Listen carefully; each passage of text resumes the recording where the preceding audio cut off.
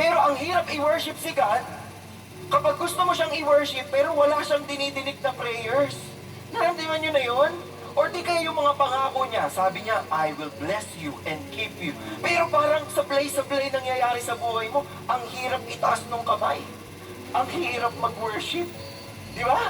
So, yun ang inaaral namin. Kung meron kayo makakilala mga singles po, imbitahin niyo po sila. Magbabalik kami sa Big Fridays ng May 24 at saka ng May 31. Sa May 24 po, may special na pastor po kami. Okay? So, tingnan po natin ang message natin ngayong hapon. Worship sets you free. Pakisabi po sa katabi nyo, worship sets you free. Yan. Paano tayo palalayain ng ating pag-worship kay Lord? Paano tayo lumalaya sa mga problema natin if we choose to worship Him? Tingnan po ninyo ang Hebrews.